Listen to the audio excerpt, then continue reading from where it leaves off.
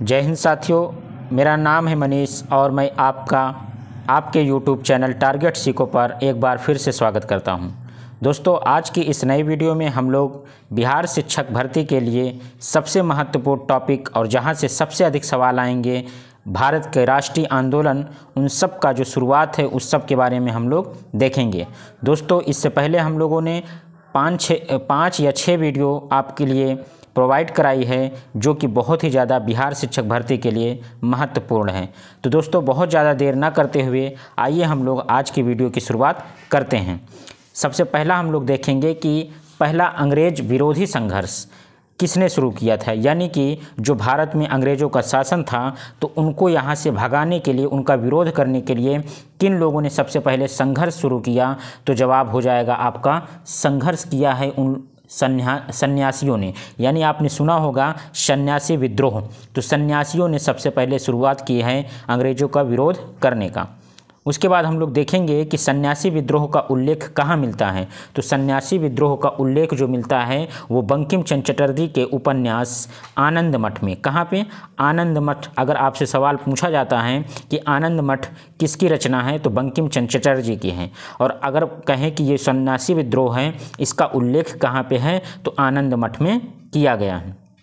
इसके बाद महत्वपूर्ण जो सवाल है वो यह है कि 1887 ईस्वी में दादा भाई नौरोजी ने इंग्लैंड में एक समिति की स्थापना की जिसका नाम था भारतीय सुधार समिति।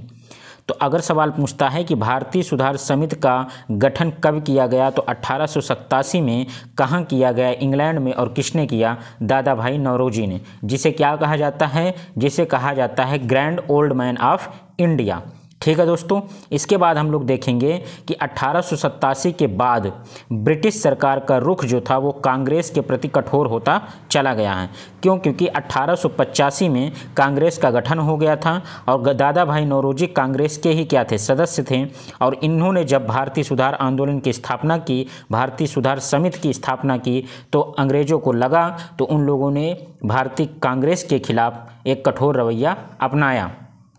इसके बाद हम लोग देखेंगे कि दादा भाई नौरोजी की एक पुस्तक थी जिसका नाम है poverty and un British rule in India. ये बहुत ही महत्वपूर्ण बुक है और ये लिखी किसके द्वारा गई है? तो ये लिखी गई है दादा भाई नौरोजी जी के द्वारा। इसमें धन निकास के सिद्धांत का प्रतिपादन किया गया है। यानी धन निकास के सिद्धांत का प्रतिपादन किस पुस्तक में हुआ है? तो poverty and un British rule in India में किया गया है। इनके राइटर कौन है? तो दादा भाई नौरोजी। ठीक है दोस्तों, इसके बाद हम लोग देखेंगे कि ब्रिटिश हाउस ऑफ कॉमन्स का चुनाव लड़ने वाले, मोस्ट इम्पॉर्टेंट हैं कि ब्रिटिश हाउस ऑफ कॉमन्स का चुनाव लड़ने वाले सबसे पहले भारतीय कौन थे?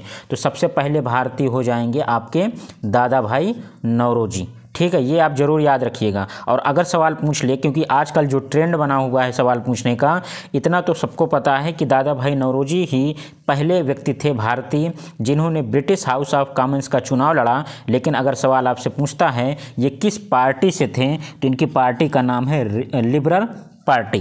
क्या है? लिबरल पार्टी इनका पार्टी का नाम था। ठीक है दोस्तों, इसके बाद हम लोग अगला देखेंगे कि लॉर्ड कर्जन ने 20 जुलाई 1905 को बंगाल विभाजन के निर्णय की घोषणा की। यानी लॉर्ड कर्जन के समय में ही बंगाल का विभाजन हुआ। किस सन में हुआ? 1905 ईस्वी में। 1905 में जब कौन था?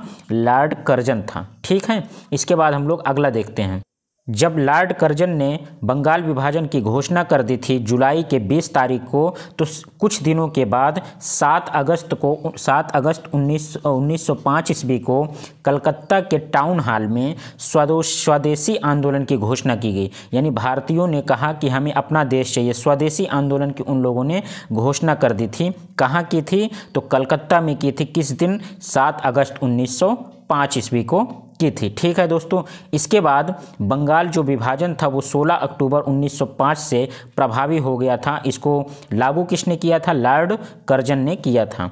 इस दिन पूरे बंगाल में 16 अक्टूबर 1905 को पूरे बंगाल में शोक दिवस मनाया गया, क्योंकि अंग्रेज़ों ने जो चाहा था वो कर दिया था। इस वजह से 16 अक्टूबर 1905 को पूरे बंगाल में शोक दिवस के रूप में मनाया गया।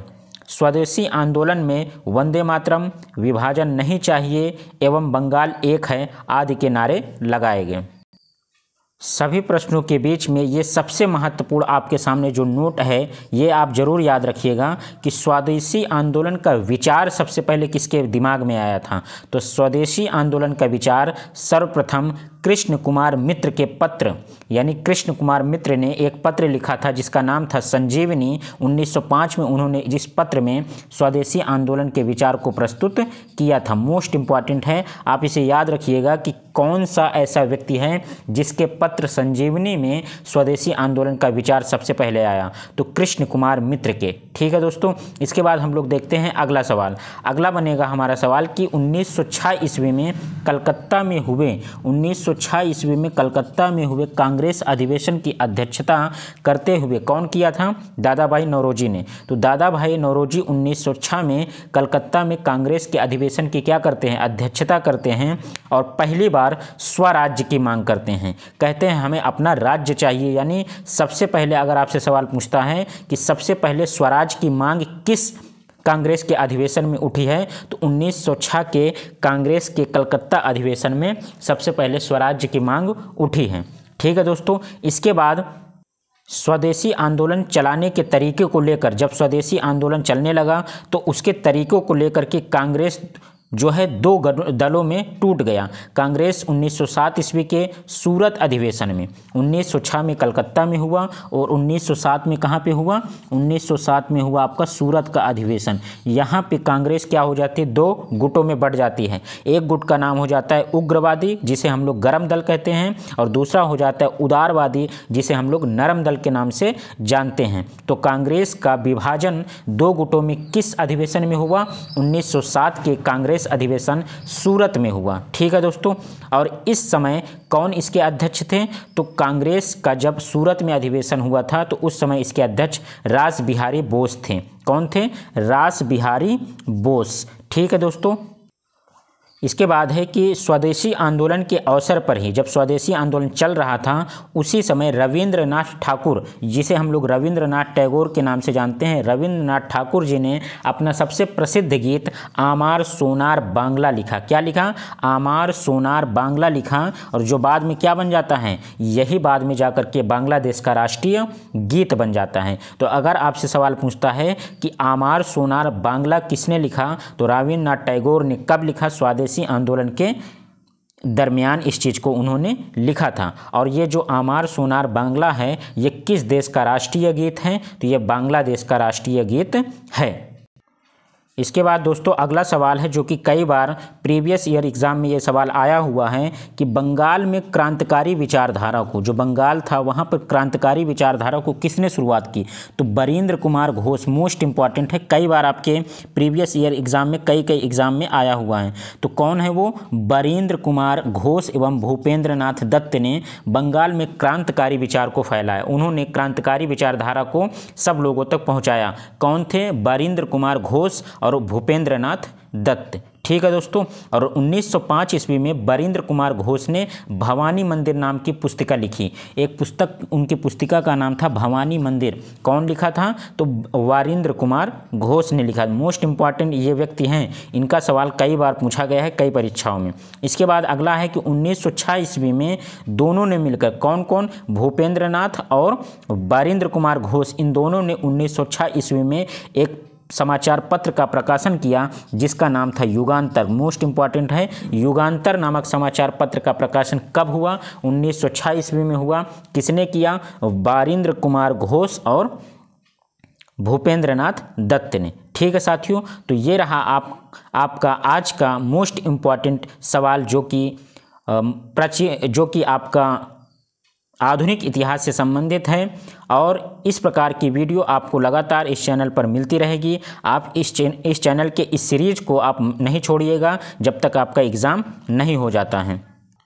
तो दोस्तों अगर आपको ये वीडियो अच्छी लगी है तो आप चैनल को सब्सक्राइब कीजिए, वीडियो को लाइक कीजिए। अगर आपको लगता है कि ये वीडियो आपके दोस्तों तक शेयर करनी चाहिए तो आप इसे शेयर ज़रूर करें, और ऐसे ही हमसे जुड़े रहें, ऐसे ही हमारे वीडियो को देखते रहें। बहुत बहुत धन्यवाद। Thank you so much. Best of luck.